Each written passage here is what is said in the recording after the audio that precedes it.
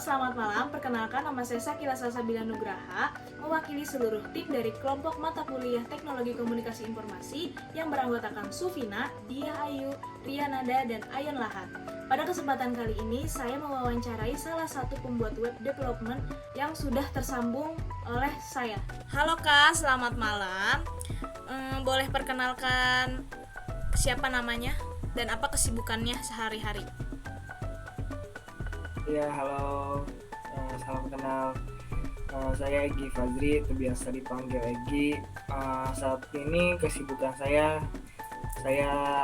kerja di salah satu bank swasta sebagai IT analis atau lebih ke programmer ya, untuk handle ke transaksional dan juga operasional banking di perusahaan. Jadi job desk-nya itu development ya? Kurang lebih kayak gitu. Jadi untuk di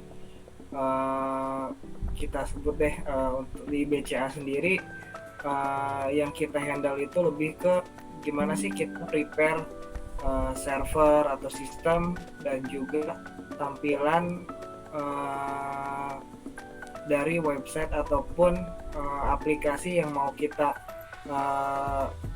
pakai untuk nasabah. Nah, biasanya untuk sistem sendiri itu sehari-hari yang kami buat di tim saya sendiri itu lebih ke aplikasi atau website untuk internal pendukung operasional, di mana website atau aplikasi yang kami buat ini sebagai pendukung operasional untuk memperluas bisnis dari bank kita sendiri. Selain itu,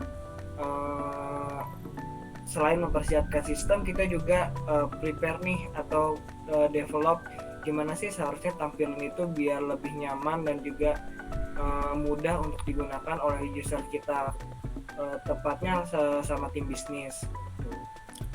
Oke. Bagaimana sih pelaksanaan sistem webnya itu seperti apa gitu? Gambarannya itu seperti apa? Nah, karena mungkin ini karena website internal ya, jadi nggak bisa diakses oleh di luar karyawan dari Bank BCA, khususnya juga nggak semua divisi juga bisa akses dari website yang kami develop ini. Nah, jadi flow dari websitenya ini lebih ke kita punya data master ataupun data-data pengajuan mesin-mesin edisi ataupun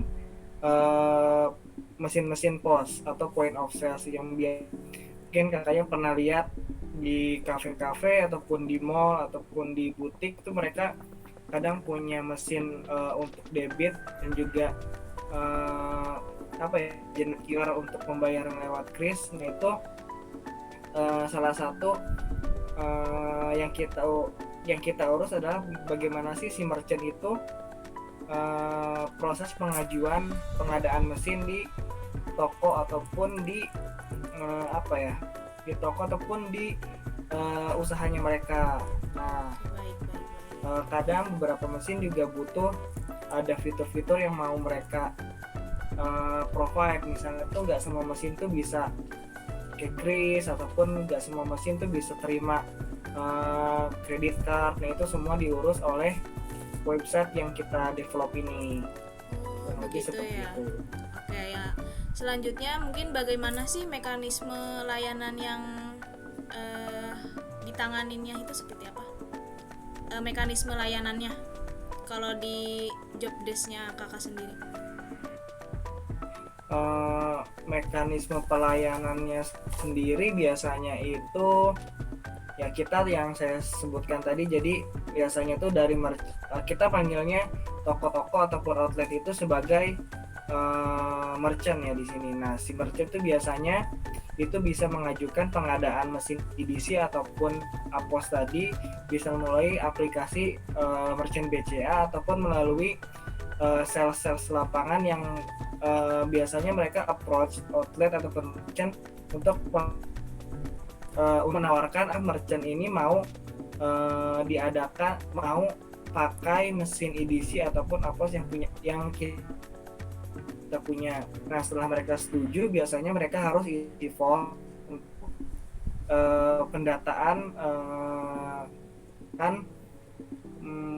pengajuan mesinnya ini. Nah biasanya setelah data itu masuk ke sistem kita dari tim bisnis ataupun dari para manajemen BCA itu akan melakukan review terlebih dahulu apakah merchant ini mumpuni untuk diadakan mesin edisi ataupun APOS-nya itu. Nah setelah ternyata itu bisa, biasanya dari tim bisnis akan approve untuk pengadaan itu. Pada akhirnya dari teknisisnya sendiri akan melakukan kunjungan ke outlet ataupun merchant untuk melakukan pemasangan mesin edisi ataupun APOS. Nah, terakhir ya lebih ke closing dari request pengadaan mesinnya itu sih. Oke, selanjutnya itu bagaimana sih jika sistem itu sendiri itu down atau error gitu? Gimana sih cara penanganannya? Biasanya kalaupun ini kan karena website atau aplikasi yang kita bikin itu dipakai hanya untuk internal, jadi biasanya ketika ada down ataupun biasa kita panggilnya bug itu kayak beberapa mungkin temuan dimana yang seharusnya itu gak harus jadi di aplikasi atau website yang kita bikin itu. Nah biasanya kalaupun itu down ataupun terjadi bug, itu biasa kita minta waktu untuk melakukan debugging ataupun fixing terhadap problem ataupun errornya itu. Nah biasanya kita akan memberikan estimasi. Biasa pengerjaan itu kita selalu pingin pelayanan terbaik terhadap semua user, karena user kita nggak hanya nasabah tapi juga ini merupakan user kita. Nah, kita biasanya provide kita bisa usahakan untuk melakukan perbaikan secepat mungkin. Nah, dalam kurun waktu pengerjaan errornya itu biasanya kita info ke user bahwa aplikasinya ini mungkin akan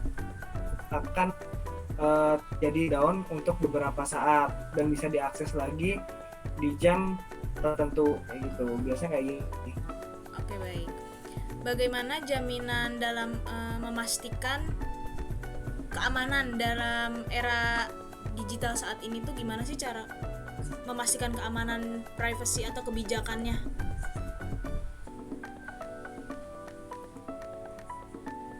Nah, data sistemnya kayak gitu, data sistem untuk keamanan data sistem. Oke. Nah, jadi untuk keamanannya sendiri biasanya itu khususnya untuk keamanan data biasanya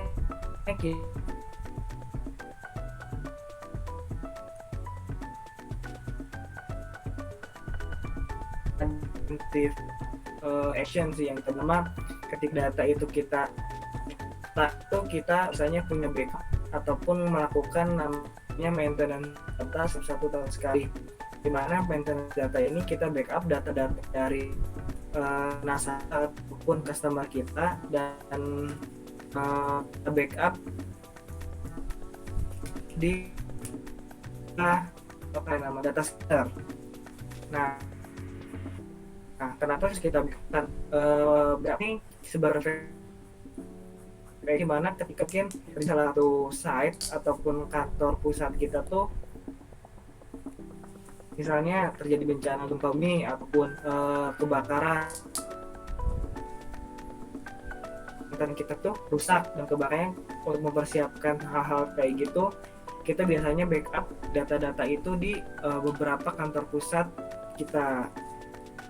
Kedua, untuk menanggulangi kebocoran data, biasanya kita melakukan penetration test, di mana kita hire biasanya dari vendor untuk melakukan penetration test khususnya untuk data-data yang ke eksternal, diekspos ke eksternal itu biasanya kita melakukan namanya penetration test. Penetration test ini diperuntukkan untuk sebenarnya tuh sistem yang kita buat ataupun aplikasi yang kita buat ini tuh udah secure atau belum, ataupun kira-kira ada celah gak sih untuk kita sebut hacker itu untuk ngebobol sistem dari aplikasi yang kita bikin tuh. Nah, sedangkan untuk internal sendiri biasanya kita kasih limit akses untuk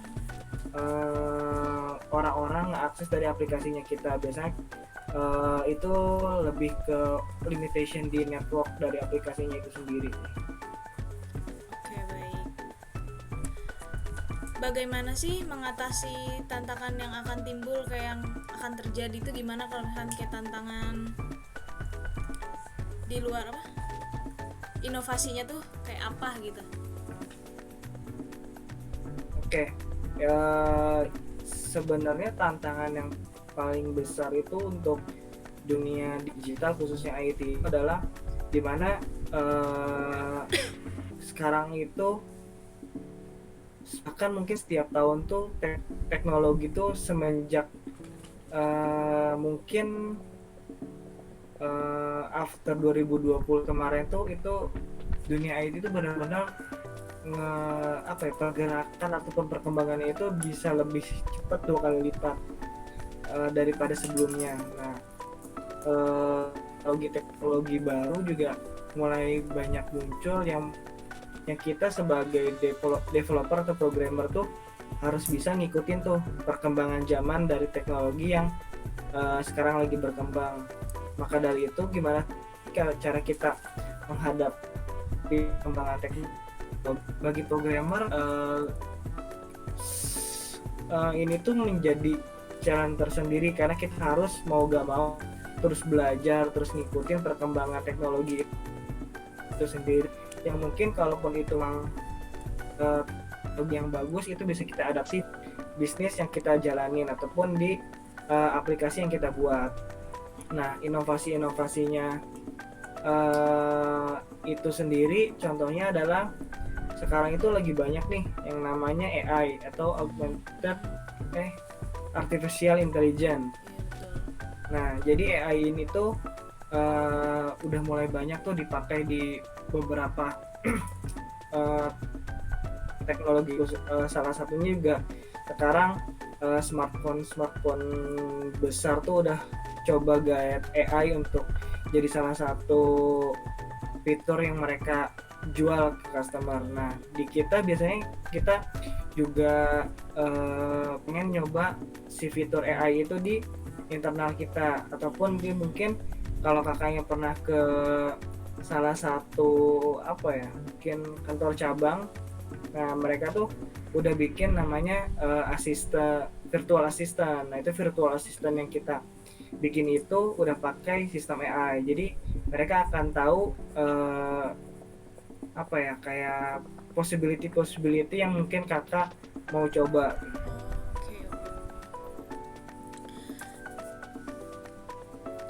Harapan Anda ke depannya itu seperti apa sih pada job desk Anda itu? Sorry kak, gimana suaranya kecil? Harapan Anda ke depannya bagaimana gitu?